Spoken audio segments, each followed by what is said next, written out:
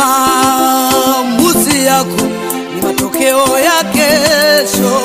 Amua vema upate mema. Maamuzi yako ni matokeo ya kesho. Amua vema upate mema. Alikuwepo mama mmoja, ngoja niseme jina lake, aliitwa Tundo. Alisumbuliwa na ugumba miaka mingi, ndoa yake ilikuwa matata.